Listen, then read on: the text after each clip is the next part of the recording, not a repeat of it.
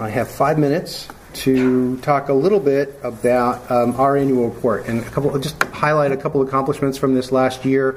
Talk about some of the changes and where our investments go, and give you a sense for what Virginia Sea Grant is, and a little bit about what's in store for 2015.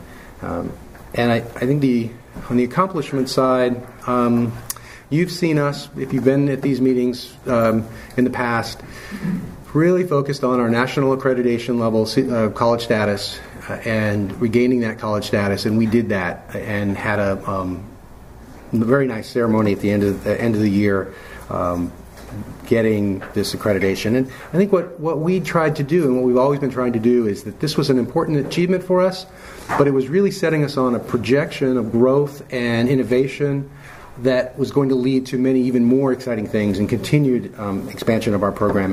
And we've seen that. We've seen already some benefits that have come from the work we're doing and the work we did as a team to get to this point, and the work all of you guys did to get to this point. We've seen budget growth at a time when budgets are being cut everywhere. So that, I think, it speaks well to what we've done there. We've had some new additions to our team this year. No one has left the team. We've added people to the team. Well, I guess I should say that Shauna Jones, she was the director of the Virginia Coastal Policy Clinic at the William and Mary Law School. Her husband took an amazing job at the University of Georgia, and so she had to leave. So we did this search and found Roy Hoagland to direct that clinic, which was an amazing and an exciting opportunity for us. Amy Freitag was added this year at the end of the year. She's a 2-year postdoc. I don't think Roy's here yet, but I think, and I know I've seen Amy, so here's Amy. You'll see her today. She's a 2-year postdoc in ecosystem-based fisheries management, being jointly funded between the NOAA Chesapeake Bay office and Virginia Sea Grant, and will be leading one of the afternoon sessions on ecosystem-based fisheries management. And early in the year, Joanne Pope-Clark, I saw Joanne. There she is our new fiscal officer, and so keeps us straight with all of the innovative and exciting things we do, and the creativity that we bring to our program. Right? Yeah. Now, as I mentioned, you've seen that we focus a lot on integration in our program. Have a charter, set of bylaws and operating procedures that I think do a really good job in a very vigorous way, thinking through what are our partnerships. We are a networked organization. We partner in multiple different kinds of ways. What does that mean, and how does that look, and how does that articulate what our program is and what our program achieves, and what that has led to. And that will happen this next year, and I think is really exciting, is the charter has been finalized. It's been negotiated by all the advisors among the 6 university partners and reviewed by legal counsel. And we're now in the process of preparing to have this signed by the presidents of the 6 universities. As we move this forward, we're finding that this is actually a really exciting event for many of those in the Secretary of Education's office, in the governor's office. It's an example of how universities are working together on a common, in a common set of interests on a common topic.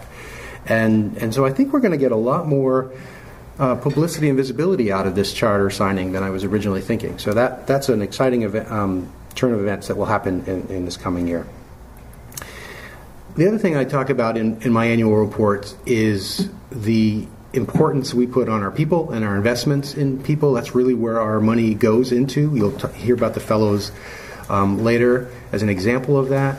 But we have a very diverse portfolio of our outreach in our outreach program with 4 different parties, 4 different partner institutions providing outreach activities and services for us.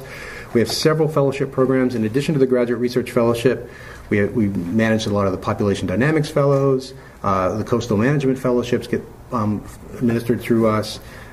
We have a number of internship programs, both in our Communications Center as well as in the marine policy arena. And it's an important part of our program. Canals, the postgraduate fellowship opportunity in D.C. is something we're very, very proud of and we work very hard for. This year we have secured 5 canals, which is the most of any state Sea Grant program in the country. This last year, Allison Colden is at VIMS, is going to be on the Hill in Representative Mike Thompson's office from California. She's very excited. They deal with both wine and oysters. Yvonne Baker, she's with came from William & Mary Law. She is also on the Hill in the U.S. Senate Commerce Committee on the Democratic staff side. Emily Eganton-Skian is from VIMS and will be downtown in Commerce with the Undersecretary of in the Office of Undersecretary in NOAA.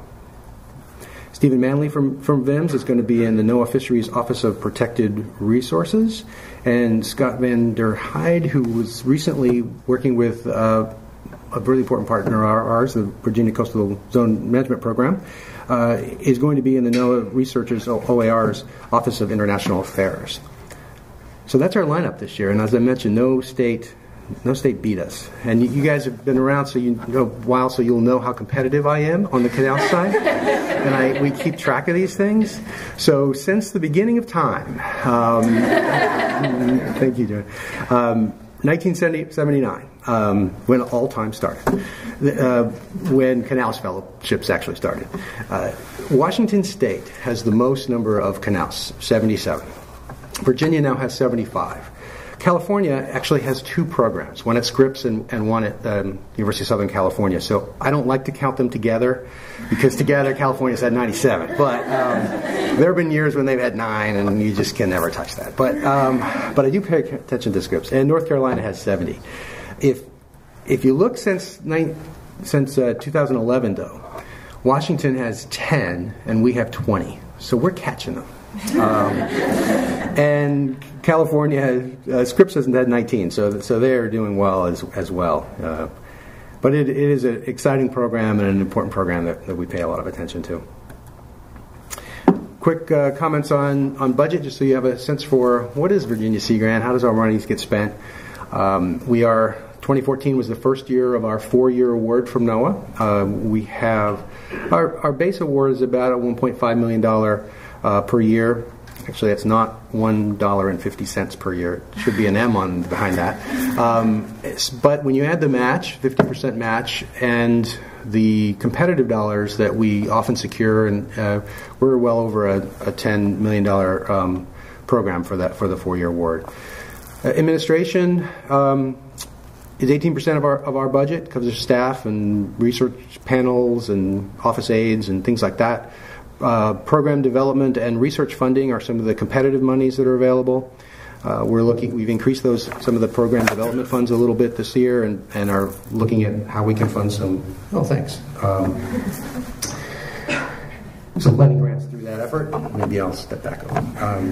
As well as funding our graduate research fellows and we do participate in the Mid-Atlantic Regional Research RFP, which is on the street right now, with this year New Jersey, Delaware, Maryland, and Virginia.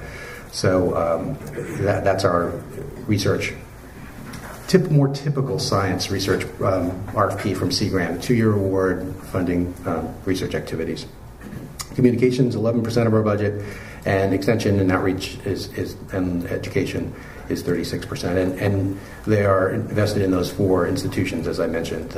Virginia AREC program, which focuses on seafood safety, aquaculture, markets, and business engineering or facility engineering.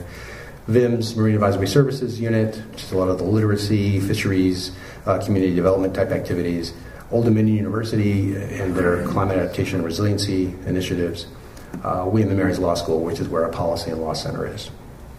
We also had some really exciting opportunities with some additional funding to seed and launch some other activities over this last year in 2014 within the extension portfolio, including a resiliency design project led up by Wetlands Watch with Hampton University and ODU, and you'll hear a little bit about that later. Some work on HABs and aquaculture, the interaction of that, and some conference support with both at VIMS and with Department of Public Health, and you'll hear a little bit about that too. Some of the Watermen's Heritage Tourism activities with the Virginia Watermen's Association, some waterfront property reuse planning with VCU, some data analysis and with kind of working with teachers to actively use data in their classrooms, which was an exciting some new partnerships between VIMS and William and Mary's School of Education. Some resiliency training with real estate agents, which is going to be a really interesting activity and exercise jointly between ODU and William and Mary Law, and some Virginia Tech continued some work in training for monitoring and good management practices. As we move forward to 15, the federal base budget for Sea Grant is $62.8 million, which is in the base, plus another $4.5 million for aquaculture. So that's flat, essentially. We have had progress, and I can kind of announce today that the Coastal Storms Program, the NOAA Coastal Storms Program, will be coming into the Mid-Atlantic this next year, and Virginia Sea Grant will be the lead state in working that program. So that's going to add, $1 million to $1 million to $2 million. Still we're in the negotiations around that over the next 5 years. So an exciting addition. And as we look forward, what's going to happen in 15? We're going to continue and some of the strategic planning development work, which is an ongoing effort for us. This is a piece of our strategic planning. Thank you, John. But there will be a more formal fleshing out of our current strategic plan. We'll have some job announcements out, both for an assistant director for knowledge management and extension, and for the outreach coordinator for the Coastal Storms Program. There'll be another RFP in the fall for graduate research fellowships. We have an RFP out that's just closed, and there's a number of applicants in their pool right now. We have another program site review. These things never end. From NOAA in September. And there's a number of ideas that are continuing to be incubated and stirred, including some really exciting opportunities in expanded university community partnership models, some collaborative fisheries research activities, and there's many more there too. But ongoing work that we're doing to look at opportunities in growing our program.